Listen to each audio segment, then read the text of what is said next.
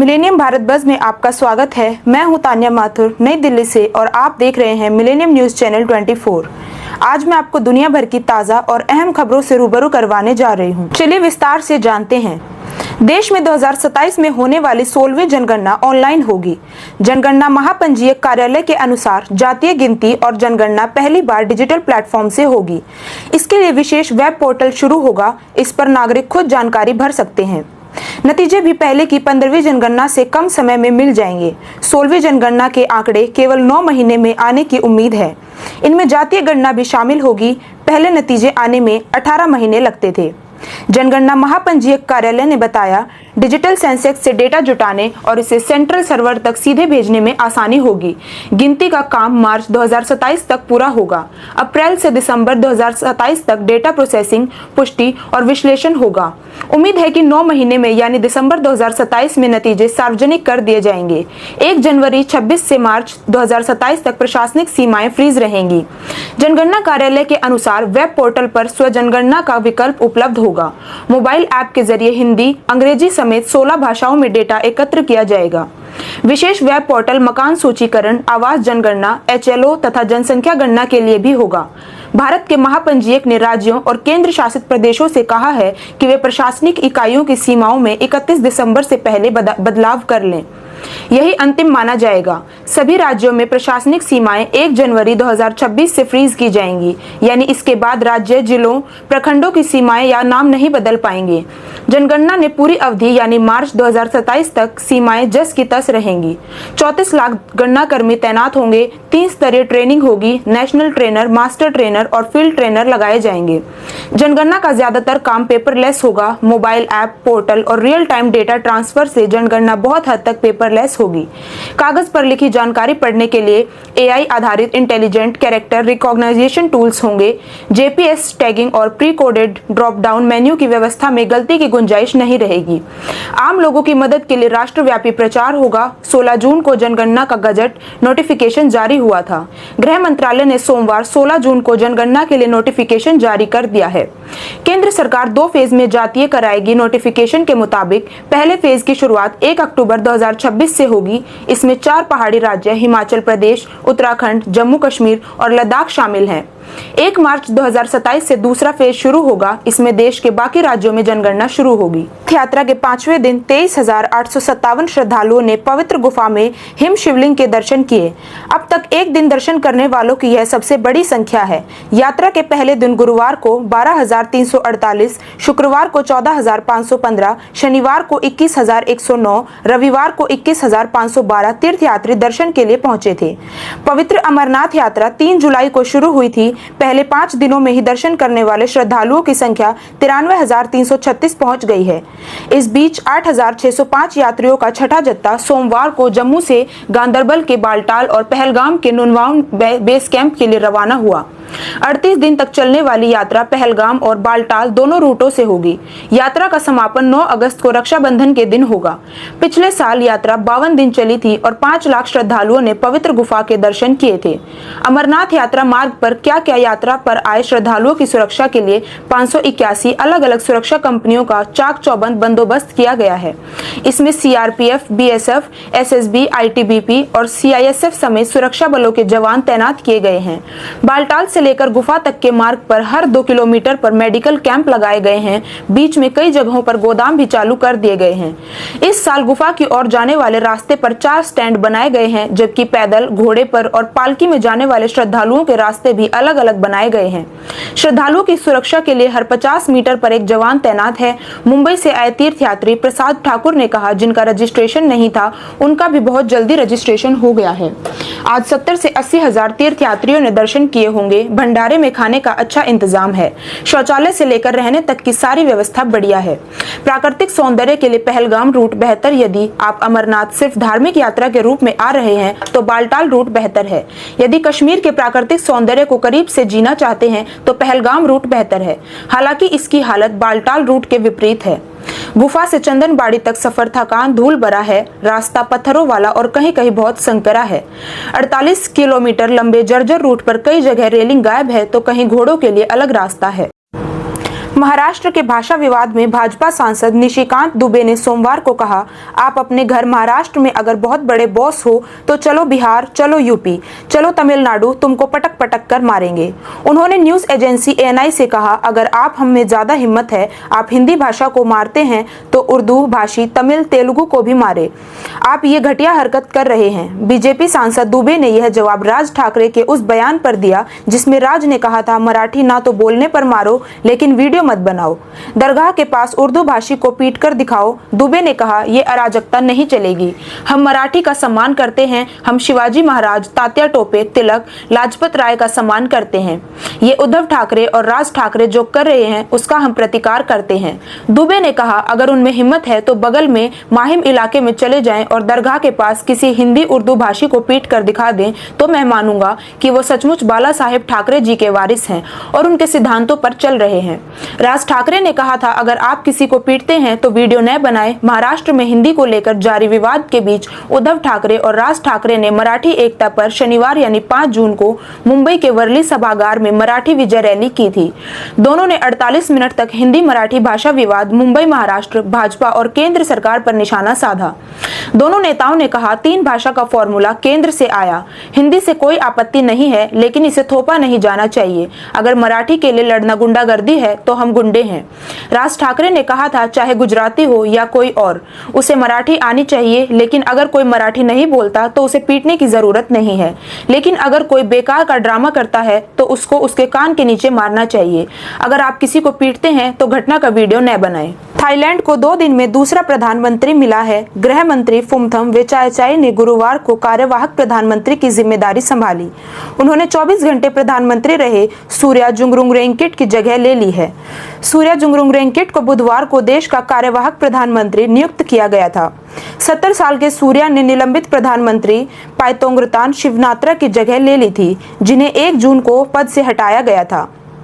पैतोंगत्रान शिवनात्रा के खिलाफ आरोप है कि उन्होंने कंबोडिया के एक बड़े नेता के साथ फोन पर बातचीत की जो सार्वजनिक हो गई और इससे मंत्री पद के नैतिक नियमों का उल्लंघन माना गया है।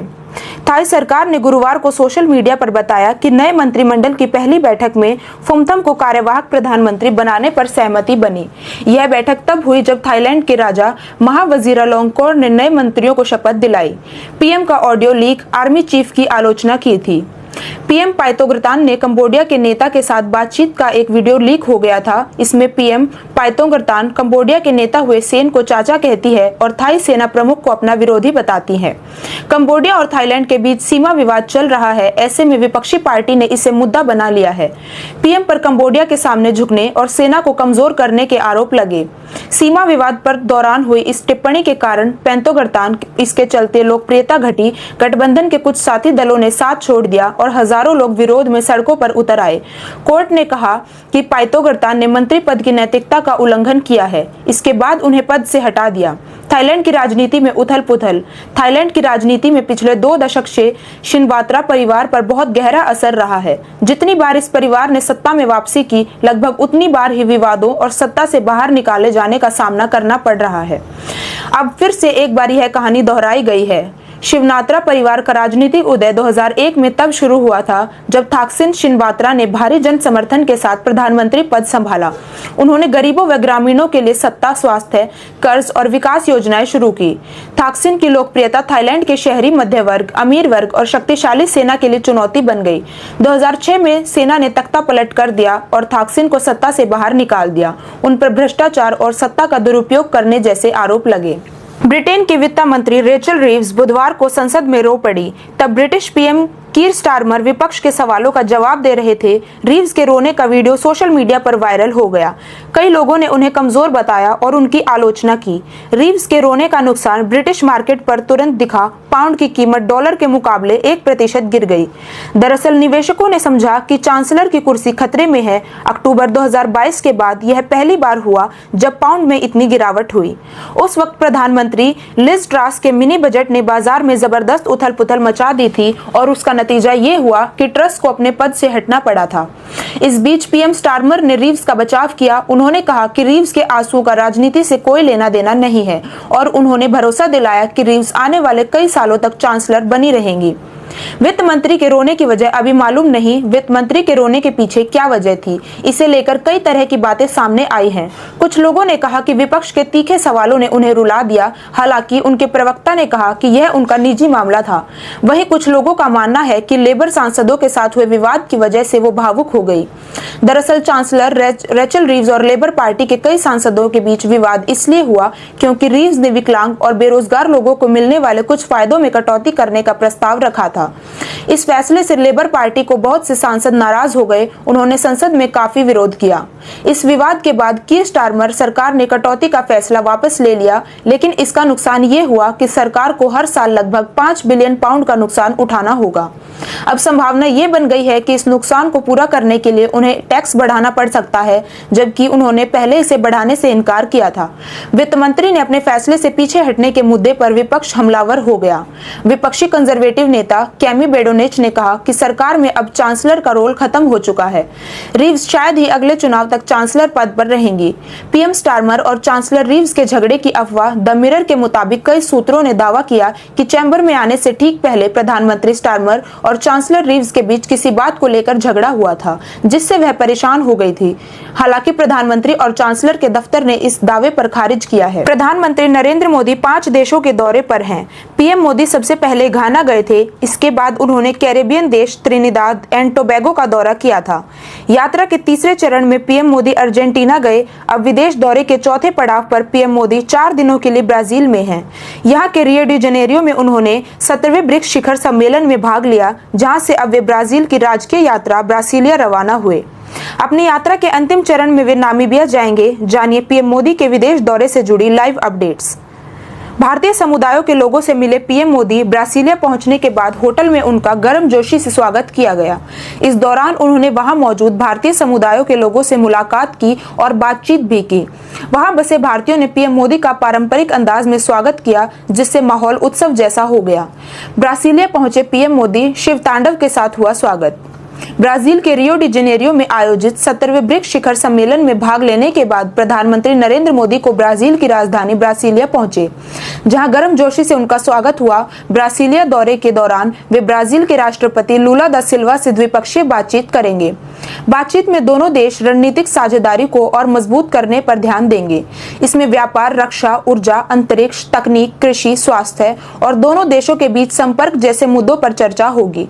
प्रधानमंत्री का ये दौरा भारत और ब्राजील के बीच आपसी सहयोग और संबंधों को एक नई दिशा देने के तौर पर देखा जा रहा है। प्रधानमंत्री नरेंद्र मोदी 5 देशों के दौरे पर है। पीएम मोदी सबसे पहले घाना गए थे। इसके बाद उन्होंने कैरेबियन देश त्रिनिदाद एंड टोबैगो का दौरा किया। यात्रा के तीसरे चरण में पीएम मोदी अर्जेंटीना गए। अब विदेश दौरे के चौथे पड़ाव पर पीएम मोदी 4 दिनों के लिए ब्राजील में है। यहाँ के रियो डी जेनेरियो में उन्होंने 17वें ब्रिक्स शिखर सम्मेलन में भाग लिया, जहाँ से अब वे ब्राजील की राजकीय यात्रा के लिए ब्रासीलिया रवाना हुए। अपनी यात्रा के अंतिम चरण में वे नामीबिया जाएंगे। जानिए पीएम मोदी के विदेश दौरे से जुड़ी लाइव अपडेट्स। ब्रासीलिया रवाना हुए पीएम मोदी प्रधानमंत्री नरेंद्र मोदी ने रियो डी जेनेरियो में 17वें ब्रिक्स शिखर सम्मेलन में भाग लेने के बाद ब्रासीलिया के लिए रवाना हुए। ब्राजील की राजकीय यात्रा के लिए प्रधानमंत्री ब्रासीलिया जा रहे हैं, जहां वे राष्ट्रपति लूला के साथ व्यापार, रक्षा, ऊर्जा, अंतरिक्ष, प्रौद्योगिकी, कृषि, स्वास्थ्य और लोगों के बीच आपसी हितों के क्षेत्रों के दोनों देशों के बीच रणनीतिक साझेदारी को व्यापक बनाने पर द्विपक्षीय चर्चा करेंगे। तिब्बती धर्मगुरु दलाई लामा के 90वें जन्मदिन पर प्रधानमंत्री नरेंद्र मोदी ने उन्हें सोशल मीडिया के जरिए शुभकामनाएं दी। उन्होंने लिखा, मैं 1.4 अरब भारतीयों के साथ परम पावन दलाई लामा को उनके जन्मदिन पर हार्दिक बधाई देता हूं। वो करुणा, प्रेम, धैर्य और नैतिक अनुशासन के प्रतीक हैं। इसके साथ ही पीएम मोदी ने उनके अच्छे स्वास्थ्य और लंबी उम्र की कामना भी की। हालांकि यह संदेश काफी सामान्य और सम्मानजनक था, लेकिन चीन इससे बुरी तरह नाराज हो गया और उसने भारत को आधिकारिक रूप से विरोध जताया। चीन ने बताया, दलाई लामा को अलगाववादी। ये सब होने के बाद सोमवार को चीनी विदेश मंत्रालय की प्रवक्ता माओ निंग ने कहा कि भारत को तिब्बत से जुड़े मामलों की संवेदनशीलता को समझना चाहिए और तिब्बत से संबंधित चीन की संप्रभुता का सम्मान करना चाहिए। उन्होंने कहा है कि 14वें दलाई लामा एक राजनीतिक निर्वासित हैं और लंबे समय से चीन विरोधी गतिविधियों में शामिल रहे हैं। माओ निंग ने यह भी कहा कि भारत को तिब्बत का मुद्दा उठाकर चीन के घरेलू मामलों में हस्तक्षेप नहीं करना चाहिए। चीन ने भारत को साफ संकेत दिया है कि ऐसे कदम द्विपक्षीय संबंधों को नुकसान पहुंचा सकते हैं। किरण रिजिजू के बयान पर चीन ने जताई आपत्ति। पीएम मोदी की बधाई से कुछ दिन पहले ही केंद्रीय मंत्री किरण रिजिजू ने एक बयान पर भी चीन भड़क गया था। रिजिजू ने कहा था कि दलाई लामा के उत्तराधिकारी को चुनने का अधिकार केवल दलाई लामा और उनके ट्रस्ट को ही है। इस पर चीन ने पलटवार करते हुए कहा था कि भारत को चीन भारत संबंधों में रुकावट पैदा करने से बचना चाहिए। चीन का दावा है कि दलाई लामा का उत्तराधिकारी पारंपरिक प्रक्रियाओं और चीन कानून के तहत ही चुना जाएगा, यानी चीन की अनुमति के बिना कोई उत्तराधिकारी मान्य नहीं होगा। भारत में है निर्वासित लेकिन दुनिया भर में सम्मानित। दलाई लामा 1949 से भारत के निर्वासित जीवन जी रहे हैं। चीन के तिब्बत में हुए असफल विद्रोह के बाद वो भारत आ गए थे और यहीं से अपनी धार्मिक व राजनीतिक गतिविधियां चला रहे हैं। हाल ही में उन्होंने कहा था कि उनके उत्तराधिकारी की पुष्टि केवल गार्डेन फॉर्ड्रंग ट्रस्ट ही कर सकता है और वह चीन के बाहर जन्म लेगा। चीन इस बात को सिरे से नकारता रहा है। हालांकि दुनिया भर में दलाई लामा को शांति और करुणा के प्रतीक के रूप में देखा जाता है और भारत में उनका व्यापक सम्मान है। अब नजर डालते हैं आज के बाजार के रुझानों पर ताजा अपडेट के साथ। डोनाल्ड ट्रंप ने अमेरिका के करीबी देशों से शुमार जापान और दक्षिण कोरिया के खिलाफ 25% टैरिफ लगाने का ऐलान कर दिया है। इस नए ऐलान के बाद अमेरिकी बाजार में गिरावट देखने को मिल रही है। अमेरिका के राष्ट्रपति डोनाल्ड ट्रंप ने टैरिफ को लेकर एक बार फिर बड़ा ऐलान किया। उन्होंने सोमवार को कहा कि 1 अगस्त से जापान और दक्षिण कोरिया से आने वाले सामानों पर 25% टैरिफ लगाएंगे। ट्रंप के नए ऐलान के बाद अमेरिकी बाजार में गिरावट देखने को मिल रही है। खबर लिखे जाने तक अमेरिका में नैस्डैक 0.9% फिसल गया। S&P 500 भी 0.71% गिर गया। इसके अलावा डाउ जोन्स में 1.03% की बड़ी गिरावट आई। ट्रंप ने ट्रुथ सोशल पर एक पोस्ट में यह भी कहा कि अगर जापान या दक्षिण कोरिया में से कोई इस टैरिफ के जवाब में अमेरिकी सामान पर टैरिफ लगाता है तो अमेरिकी टैरिफ की दर बढ़ा दी जाएगी और बढ़ सकता है ग्लोबल ट्रेड वार। निवेशकों को आशंका है कि ट्रंप के नए कदम से ग्लोबल ट्रेड वार और बढ़ सकता है और अमेरिकी निर्यात को भी नुकसान हो सकता है। एक्सपर्ट्स का मानना है कि ट्रंप की टैरिफ पॉलिसी से अमेरिका में कुछ घरेलू उद्योगों को शॉर्ट टर्म फायदा हो सकता है, लेकिन लॉन्ग टर्म में इससे उपभोक्ताओं पर महंगाई का बोझ बढ़ेगा और अमेरिकी कंपनियों की प्रतिस्पर्धा पर असर दिखेगा। अब नजर डालते हैं मनोरंजन की कुछ बड़ी सुर्खियों पर। मानसून के मौसम में मोहब्बत की अलग अलग कहानियां कहती फिल्म मेट्रो इन दिनों बॉक्स ऑफिस पर कमजोर नजर आ रही हैं। जानिए इस फिल्म ने चौथे दिन कितनी कमाई की। फिल्म मेट्रो इन दिनों का ट्रेलर जब सामने आया, कुछ दिल को छू लेने वाले गाने रिलीज हुए तो दर्शकों को लगा कि director Anurag Basu life in a metro को जादू को फिर से चलाएंगे, मगर नई फिल्म बॉक्स ऑफिसर पर शुरुआत से कमजोर कलेक्शन कर रही है। चौथे दिन का कलेक्शन तो काफी कम हुआ है। चौथे दिन का कलेक्शन अब तक प्राप्त शुरुआती आंकड़ों के अनुसार फिल्म मेट्रो इन दिनों ने चौथे दिन 1.61 करोड़ रुपए का कलेक्शन किया है। यह कलेक्शन वीकेंड के मुकाबले काफी कम है। शनिवार को इस फिल्म ने 6 करोड़ रुपए कमाए थे, वहीं रविवार को 7.25 करोड़ रुपए का कलेक्शन हुआ था, जबकि पिछले इस फिल्म में 3.5 करोड़ रुपए से अपना खाता खोला था। इस फिल्म का कुल कलेक्शन भी अब तक 18.36 करोड़ रुपए है। वीकेंड पर गिरती है अधिकतर फिल्मों की कमाई। मेट्रो इन दिनों की कमाई वीकेंड पर अच्छी रही, मगर सोमवार को अचानक इसका कलेक्शन कम हो गया। दरअसल वीकेंड पर ज्यादा संख्या में फिल्म दर्शक देखने पहुंचे, जबकि सोमवार यानी वर्किंग डे पर दर्शकों की संख्या थिएटर में कम दिखती है।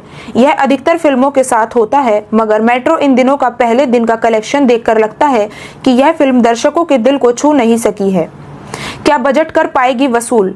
कुछ मीडिया रिपोर्ट्स में फिल्म मेट्रो इन दिनों का बजट 100 करोड़ रुपए बताया जा रहा है, जबकि यह फिल्म अब तक 20 करोड़ रुपए तक भी नहीं बटोर सकी है। आगे अगर इसका कलेक्शन गिरता रहा तो बजट वसूल करना मुश्किल हो जाएगा। टीवी शो भाभी जी घर पर हैं फेम अभिनेता सानंद वर्मा की अपकमिंग फिल्म आंखों की गुस्ताखियां सिनेमा घरों में रिलीज होने को तैयार है। अभिनेता ने अपने किरदार के बारे में बताया कि इसे रचने में हेमा मालिनी के शोले के किरदार बसंती से प्रेरणा मिली है। इस फिल्म में सानंद का किरदार एक मजेदार और बातूनी ड्राइवर का है। सानंद ने अपने किरदार के बारे में बताया, अपकमिंग फिल्म में मेरे किरदार का नाम शौकी लाल है, जिसका नाम भी काफी मजेदार है। वह एक हंसमुख और बातूनी ड्राइवर है जो बिल्कुल रुकता नहीं और लगातार बात करता है। यह किरदार शोले की बसंती की याद दिलाता है, जो गाड़ी चलाते हुए लगातार बोलती थी, खूब बात करती थी। एक्टर ने बताया कि शौकी लाल फिल्म की कहानी में कॉमेडी के साथ एनर्जी भी लाता है, फिल्म का एक खास हिस्सा है। सानंद ने शुरू में सोचा था कि उनका किरदार गुटखा चबाता हो, लेकिन सेट पर डायरेक्टर संतोष सिंह के सुझाव पर इसे हटा दिया गया। सानंद ने बताया, मेरा किरदार स्वाभाविक है, इसलिए ज्यादा तैयारी की जरूरत नहीं पड़ी। मैंने अपनी जिंदगी में कई बातूनी ड्राइवर देखे हैं और शोले को 15 बार देखने के बाद बसंती मेरे लिए एक रेफरेंस बन गई है। शनाया कपूर की तारीफ की। फिल्म के ड्राइविंग सीन्स उत्तराखंड की पहाड़ियों में खतरनाक मोड़ों पर शूट किए गए हैं। सानंद ने बताया, मैं 22 साल से गाड़ी चला रहा हूं, लेकिन यह मेरे लिए आसान और मजेदार था। सानंद ने को एक्टर विक्रांत मैसी और शनाया कपूर के साथ काम करने के अनुभव को भी साझा किया। उन्होंने बताया, विक्रांत बहुत ही पेशेवर और गंभीर अभिनेता है, उनके साथ काम करना शानदार रहा। शनाया ने अपनी डेब्यू फिल्म में कमाल किया। एक इमोशनल सीन में वह कट के बाद भी रोती रही, जो उनकी मेहनत और समर्पण को दिखाता है। वह विनम्र है और उनमें स्टार किड वाला कोई रवैया भी नहीं है। आंखों की गुस्ताखियां रस्किन बॉन्ड की कहानी द आइज हैव इट से प्रेरित हैं। फिल्म में शनाया एक थिएटर आर्टिस्ट और विक्रांत एक ब्लाइंड म्यूजिशियन की भूमिका में है। यह रोमांटिक ड्रामा 11 जुलाई को सिनेमाघरों में रिलीज होगी। फिलहाल के लिए बस इतना ही। हमें देखने के लिए धन्यवाद। देश दुनिया की हर ताज़ा खबर से जुड़े रहने के लिए हमारे साथ बने रहिए। लेटेस्ट अपडेट्स के लिए हमें फेसबुक, ट्विटर, इंस्टाग्राम और टिकटॉक पर मिलेनियम न्यूज़ 24 के नाम से फॉलो करें। हमारा यूट्यूब चैनल मिलेनियम न्यूज़ 24 भी ज़रूर देखें। आप हमें एंड्रॉयड और iOS devices, Apple TV, roku TV, Amazon Fire TV और सभी स्मार्ट टीवी प्लेटफॉर्म्स पर भी देख सकते हैं। मनोरंजन और खबरों की दुनिया का आनंद लें मिलेनियम टीवी ऐप्स के साथ। एंड्रॉयड के लिए मिलेनियम टीवी USA और गूगल के लिए मिलेनियम न्यूज़ डाउनलोड करें। मिलेनियम न्यूज़ 24 का हिस्सा बनने के लिए आपका धन्यवाद।